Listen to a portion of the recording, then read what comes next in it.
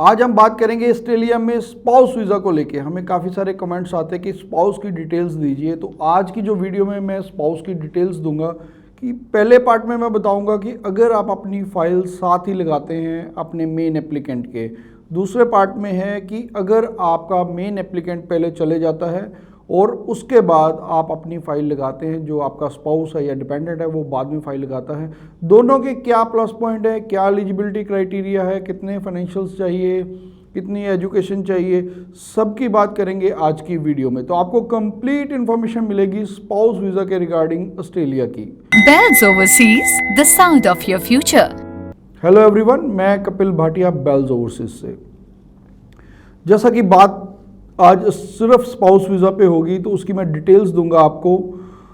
Australia में अगर आपने साथ ही फाइल लगानी है तो मैं सबसे पहले रिकमेंड करता हूं कि जिन स्टूडेंट्स का मेन एप्लीकेंट सिर्फ +2 क्वालिफिकेशन है, उसके बाद आप अपनी डिपेंडेंट की फ़ाइल बिल्कुल मत लगाइए। ऑस्ट्रेलिया में 99% रिफ्यूज़ल है अगर आप अपनी फ़ाइल लगाते हैं, तो 99.9 ही कह सकते हैं, 0.1% कोई चांस है कि अगर आपका कहीं लग जाए वीज़ा गलती से। तो अदरवाइज़ जो यूनिवर्सिटीज़ हैं वो मांगती हैं कि आपकी जो ग्रेजुएशन यहीं से हुई होनी चाहिए, आप मास्टर्स के लिए 2 इयर्स के कोर्स के लिए एनरोल हुए होने चाहिए। पहला क्राइटेरिया तो यही है। दूसरा, आपकी इंग्लिश प्रोफिशिएंसी होनी चाहिए, आइल्स में 6.5 बैंड, नॉट लेस देन 6। कुछ यूनिवर्सिटी 6 ईच पे भी ले लेती हैं, या कुछ university 6.5 not less than 5.5 in 1 module भी एक्सेप्ट कर लेती हैं। आपके पास लेवल 1 यूनिवर्सिटी की COE होनी चाहिए।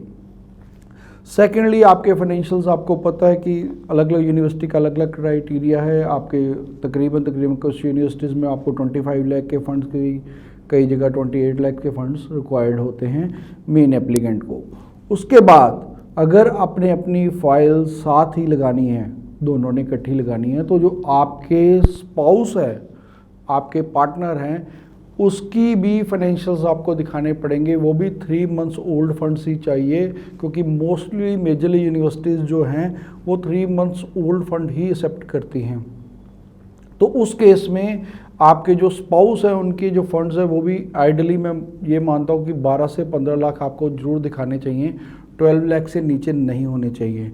तो वो आप ज़रूर दिखाएं। हालांकि कुछ एक पीछे रिफ्यूज़ल्स भी आई, मेरे से कल भी एक क्लाइंट मिल के गए हैं, तो उनकी ये रिफ्यूज़ल की ग्राउंड सिर्फ यही थी कि उनका 2 इयर्स का कोर्स था, तो उन्होंने बोला कि इतने लिविंग एक्सपेंस है पर सेमेस्टर के, तो अगर आपके 4 सेमेस्टर तो आपका इतना होना चाहिए। उन्होंने सिर्फ जो फंड्स दिखाए थे तकरीबन 8 साढ़े 8 लाख के दिखाए थे, तो उसकी फाइनेंशियल के रीज़न पे ही रिफ्यूज़ल आई थी। तो मैं आइडली सजेस्ट करता हूँ कि 12 से 15 लाख के फंड्स जरूर दिखाएं। तो अगर हो सकता है तो 15 से प्लस भी दिखाते। जितने आप फंड्स ज़्यादा दिखाएंगे उतना ही आपका केस स्ट्रॉन्ग होता है। सेकंड जो कंडीशंस बता चुका हूँ कि मेन एप्लीकेंट ग्रेजुएट होना चाहिए, आइल्स उनका स्कोर होना चाहिए, और इस केस में आपको ध्यान रखना है कि जो आपकी यूनिवर्सिटीज़ है वो भी आपके स्पाउस की कंप्लीट इन्फॉर्मेशन मांगती है।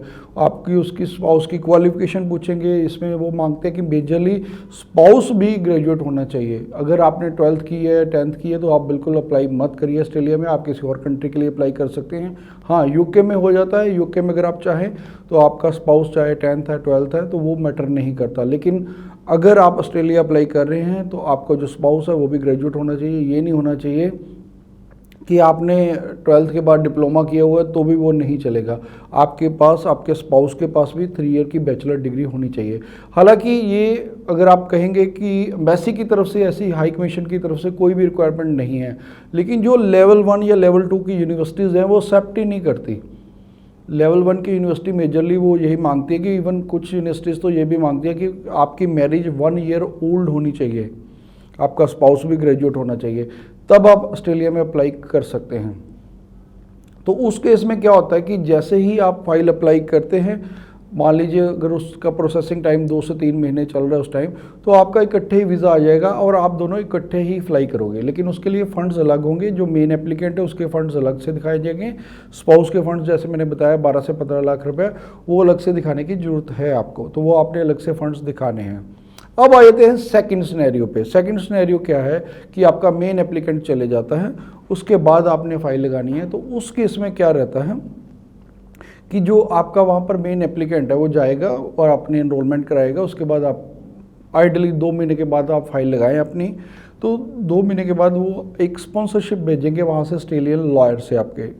तो वो आप स्पॉन्सरशिप, आपका जो मेन एप्लीकेंट है, सपोज अगर हस्बैंड गया है तो वाइफ के लिए, या वाइफ गई है तो हस्बैंड के लिए अपनी स्पॉन्सरशिप भेजेंगे। एक आपकी एनरोलमेंट लेटर वो भी लगेगी। बाकी आपके जो डॉक्यूमेंट होते हैं, मैरिज सर्टिफिकेट या जो भी प्रूफ्स हैं आपके, वो सारे आपको फाइल में लगाने पड़ेंगे।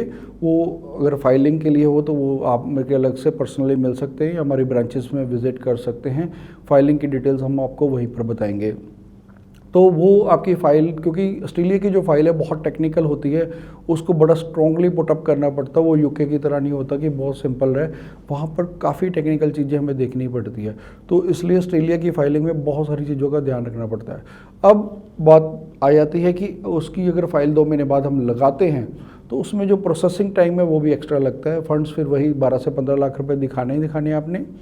सेकेंडली आपको बताया मैंने, एनरोलमेंट लेटर लेनी है आपने, एक अपना स्पॉन्सरशिप का भेजना है, और उसके बाद जो बाकी डॉक्यूमेंटेशन वो लगा के आप अपनी फ़ाइल कर सकते हैं। इस केस में जो प्रोसेसिंग टाइम है थोड़ा सा ज़्यादा लगता है, क्योंकि इस केस में नॉर्मली 2-3 मंथ से लेके 7-8 मंथ तक भी प्रोसेसिंग टाइम चल रहा है। तो इसलिए कोई पर्टिकुलर नहीं कहा जा सकता कि आपका जो डिसीजन है कब आएगा।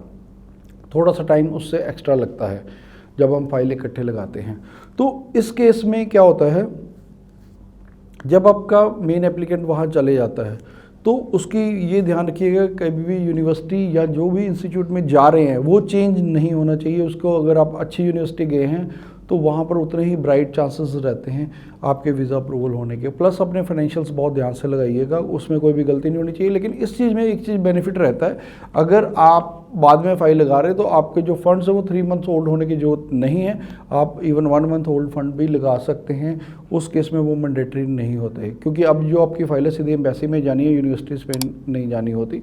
तो लेकिन ये होता है कि जो एम्बेसी है वो वेरीफाई करती है कि यूनिवर्सिटी से भी कि ये स्टूडेंट आपके पास एनरोल है। प्लस स्टूडेंट्स को भी कॉल आती है या मेल आती है कि क्या ये आपने फ़ाइल लगाई है, ये आपके स्पाउस है, तो उसकी डिटेल्स वगैरह वो उससे वेरीफाई कर लेते हैं।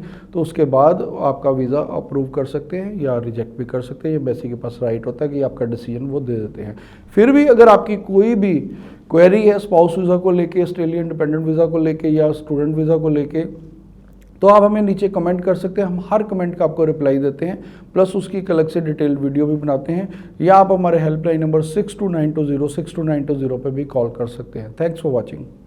Business or call us for visa services. Follow us on our social handles for offers and new updates.